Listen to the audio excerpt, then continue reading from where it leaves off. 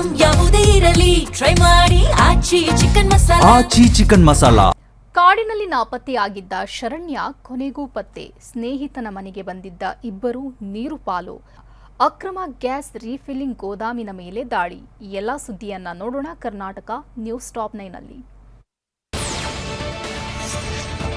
ಟ್ರೆಕ್ಕಿಂಗ್ಗೆ ತೆರಳಿ ನಾಪತ್ತೆಯಾಗಿದ್ದ ಯುವತಿ ಶರಣ್ಯ ಪತ್ತೆಯಾಗಿದ್ದಾಳೆ. ಕೊಡಗು ಜಿಲ್ಲೆಯ ಮಡಿಕೇರಿ ತಾಲೂಕಿನ ತಡಿಯಂಡಮೋಳ ಬೆಟ್ಟದಲ್ಲಿ ಶರಣ್ಯ ಸಿಕ್ಕಿದ್ದಾಳೆ. ದಾರಿ ತಪ್ಪಿ ಕಾಡಿನಲ್ಲಿ ಕಳೆದು ಹೋಗಿದ್ದ ಶರಣ್ಯಗಾಗಿ ಕಳೆದ 4 ದಿನಗಳಿಂದ ಶೋಧ ನಡೆಸಲಾಗಿತ್ತು.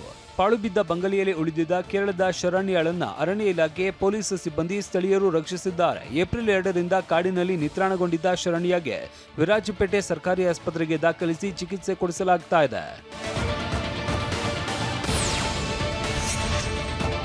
ವಿರಾಜಪೇಟೆ ಸರ್ಕಾರಿ ಆಸ್ಪತ್ರೆಯಲ್ಲಿ ಶರಣ್ಯ ಚೇತರಿಸಿಕೊಳ್ತಾ ಇದ್ದಾಳೆ. ಸಿಎಂ ಸಿದ್ದರಾಮಯ್ಯ ಕಾನೂನು ಸಲಹೆಗಾರ ಪೊನ್ನಯ್ಯ ಶರಣ್ಯಳನ್ನ ಭೇಟಿಯಾಗಿದ್ರು. ಶರಣ್ಯ ಸುರಕ್ಷಿತವಾಗಿ ಮರಳಿದ್ದಕ್ಕೆ ಸಂತಸ ವ್ಯಕ್ತಪಡಿಸಿದ್ರು. ಪೊಲೀಸರು ಮತ್ತು ಅರಣ್ಯ ಸಿಬ್ಬಂದಿ ಹಾಗೂ ಸ್ಥಳೀಯರ ಶ್ರಮ ಶ್ಲಾಘಿಸಿದ್ರು. ಕೊಡಗು ಜಿಲ್ಲೆ ಮಡಿಕೇರಿ ತಾಲೂಕಿನ ತಡಿಯಂಡಮೋಳ ಬೆಟ್ಟದಲ್ಲಿ ಯುವತಿ ಶರಣ್ಯ ಸಿಕ್ಕಿದ್ದು ಎಲ್ಲರೂ ನಿಟ್ಟುಸಿರು ಬಿಟ್ಟಿದ್ದಾರೆ. ಸ್ನೇಹಿತನ ಮನೆಗೆ ಊಟಕ್ಕೆ ಬಂದಿದ್ದ ಇಬ್ಬರು ಕೆರೆಯಲ್ಲಿ ಮುಳುಗಿ ಸಾವನ್ನಪ್ಪಿದ್ದಾರೆ. ಚಿಕ್ಕಬಳ್ಳಾಪುರ ಜಿಲ್ಲೆ ಶಿಡ್ಲಘಟ್ಟ ತಾಲೂಕಿನ ಗಡಿ ಮಿಂಚನಹಳ್ಳಿ ಗ್ರಾಮದಲ್ಲಿ ದುರಂತ ಸಂಭವಿಸಿದೆ. ಬೆಂಗಳೂರಿನಿಂದ ಸ್ನೇಹಿತನ ಮನೆಗೆ ಊಟಕ್ಕೆ 7 ಜನ ಬಂದಿದ್ರು. 7 ಜನರ ಪೈಕಿ ಇಬ್ಬರು ಕೆರೆಯಲ್ಲಿ ಈಜೋದಕ್ಕೆ ಹೋಗಿದ್ದ ಬೆಂಗಳೂರಿನ ಜೆಪಿ ನಗರದ ಗಿರೀಶ್ ಮತ್ತು ಕಿಶೋರ್ ನೀರು ಪಾಲಾಗಿದ್ದಾರೆ. ದಿಬ್ಬೂರಹಳ್ಳಿ ಪೊಲೀಸ್ ಠಾಣಾ ವ್ಯಾಪ್ತಿಯಲ್ಲಿ ಪ್ರಕರಣ ನಡೆದಿದೆ. ಕೋಲಾರ ಜಿಲ್ಲೆ ಮಾರುತಿ ಬಡಾವಣೆಯಲ್ಲಿ ಅಕ್ರಮ ಗ್ಯಾಸ್ ರೀಫಿಲ್ಲಿಂಗ್ ಗೋದಾಮು ಮೇಲೆ ಪೊಲೀಸರು ದಾಳಿ ಮಾಡಿದ್ದಾರೆ. 2 ವಾಣಿಜ್ಯ ಬಳಕೆ ಸಿಲಿಂಡರ್, 7 ವಾಣಿಜ್ಯ ಬಳಕೆಯ ಖಾಲಿ ಸಿಲಿಂಡರ್ಗಳನ್ನ ಜಪ್ತಿ ಮಾಡಲಾಗಿದೆ. 2 ಗೃಹ ಬಳಕೆ ಖಾಲಿ ಸಿಲಿಂಡರ್, 5 ಚಿಕ್ಕ ಖಾಲಿ ಸಿಲಿಂಡರ್ಗಳನ್ನ ಪೊಲೀಸರು ವಶಕ್ಕೆ ಪಡೆದಿದ್ದಾರೆ. ಗ್ಯಾರೇಜ್ನಲ್ಲಿ ಅಕ್ರಮವಾಗಿ ಇಮ್ರಾನ್ ಗ್ಯಾಸ್ ರೀಫಿಲ್ಲಿಂಗ್ ಮಾಡ್ತಾ ಇದ್ದ. ಖಚಿತ ಮಾಹಿತಿ ಮೇರೆಗೆ ದಾಳಿ ನಡೆಸಿರುವ ಮಾಲೂರು ಪೊಲೀಸರು ಇಮ್ರಾನ್ ಅನ್ನ ವಶಕ್ಕೆ ಪಡೆದಿದ್ದಾರೆ. ಮಾಲೂರು ಪೊಲೀಸ್ ಠಾಣಾ ವ್ಯಾಪ್ತಿಯಲ್ಲಿ ಪ್ರಕರಣ ದಾಖಲಾಗಿದೆ.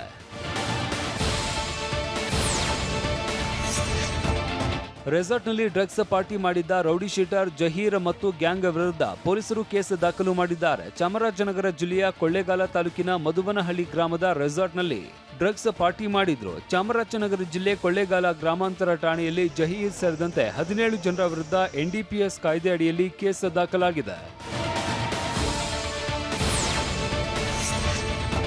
ಚಾಮರಾಜನಗರ ಜಿಲ್ಲೆಯ ಮಧುವನಹಳ್ಳಿ ಗ್ರಾಮದ ರೆಸಾರ್ಟ್ ಫಯಾಜ್ ಖಾನ್ ಎಂಬಾತನಿಗೆ ಸೇರಿದೆ. ಇನ್ನು ಬೆಂಗಳೂರಿನ ಜೆಪಿ ನಗರ ಠಾಣೆ ರೌಡಿ ಶೀಟರ್ ಜಹೀರ್, ರೆಸಾರ್ಟ್ನ ಮಾಲೀಕ ಫಯಾಜ್ ಖಾನ್, ಉಮರ್ ಖಾನ್, ನಾಜೀರ್ ಖಾನ್, ಶೇಖ್ ಮೆಹಬೂಬ್ ಸೇರಿದಂತೆ 17 ಆರೋಪಿಗಳನ್ನ ಪೊಲೀಸರು ಬಂಧಿಸಿದ್ದಾರೆ. ಆದರೆ ಎಫ್ಐಆರ್ನಲ್ಲಿ ರೆಸಾರ್ಟ್ ಮಾಲೀಕ ಫಯಾಜ್ ಖಾನ್ 16ನೇ ಆರೋಪಿ ಮಾಡಲಾಗಿದೆ. ಫಯಾಜ್ಗೆ ಸುಲಭವಾಗಿ ಬೇಲ್ ಸಿಗ್ಲಿ ಎಂಬ ಕಾರಣಕ್ಕೆ A16 ಮಾಡಿದ್ದಾರೆ ಅಂತ ಕೊಳ್ಳೇಗಾಲ ಸಿಪಿಐ ಶಿವಮಾದಯ್ಯ ವಿರುದ್ಧ ಆರೋಪ ಕೇಳಿಬಂದಿದೆ. ತೆಂಗಿನ ಮರ ಬಿದ್ದು ವಿದ್ಯುತ್ ಕಂಬ ಧರೆಗೆ ಉರುಳಿದೆ. ಬೆಂಗಳೂರು ಹೊರವಲಯದ ಆನೇಕಲ್ ಪಟ್ಟಣದ ಸಂತೆಬೀದಿ ಬಳಿ ಈ ಘಟನೆ ನಡೆದಿದೆ. ಕರಗ ನಡೀತಾ ಇದ್ದ ವೇಳೆ ಮರ ಉರುಳಿದ್ದು ಅದೃಷ್ಟವಶಾತ್ ಪ್ರಾಣಾಪಾಯ ಸಂಭವಿಸಿಲ್ಲ. 4 ವಿದ್ಯುತ್ ಕಂಬಗಳು ಧರಾಶಾಹಿಯಾಗಿದ್ದು 1 ಬೈಕ್ ಜಖಮ್ಮಾಗಿದೆ. ರಸ್ತೆಯಲ್ಲಿ ವಿದ್ಯುತ್ ತಂತಿಗಳು ನೇತಾಡ್ತಾ ಇದ್ರು. ಬೆಸ್ಕಾಂ ಸಿಬ್ಬಂದಿ ನಿರ್ಲಕ್ಷ್ಯ ತೋರಿದ್ರು. ಬೆಸ್ಕಾಂ ಅಧಿಕಾರಿಗಳು ಸಿಬ್ಬಂದಿ ವಿರುದ್ಧ ಸ್ಥಳೀಯರು ಕಿಡಿಕಾರಿದ್ದಾರೆ. ಸಮರ್ಪಕ ಕುಡಿಯುವ ನೀರು ಪೂರೈಕೆಗೆ ಆಗ್ರಹಿಸಿ ಪ್ರತಿಭಟಿಸಲಾಗಿದೆ. ಕಲಬುರಗಿ ಜಿಲ್ಲೆ ಚಿಂಚೋಳಿ ತಾಲೂಕಿನ ಮಿರಿಯಾಣ ಗ್ರಾಮದ ಜನರು ಧರಣಿ ಮಾಡಿದ್ದಾರೆ. KPRS ಸಂಘಟನೆ ನೇತೃತ್ವದಲ್ಲಿ ಖಾಲಿ ಕೊಡ ಹಿಡಿದು ಬೀದಿಗೆ ಇಳಿದು ಆಕ್ರೋಶ ಹೊರಹಾಕಿದ್ದಾರೆ. ಸರ್ಕಾರದ ವಿರುದ್ಧ ಘೋಷಣೆ ಕೂಗಿದ ಮಿರಿಯಾಣ ಗ್ರಾಮಸ್ಥರು ಕಿಚ್ಚು ಹಾಕಿ ಕಿಡಿಕಾರಿದ್ದಾರೆ. ಸಮರ್ಪಕವಾಗಿ ಕುಡಿಯುವ ನೀರು ಪೂರೈಸುವಂತೆ ಪಟ್ಟು ಹಿಡಿದಿದ್ದಾರೆ.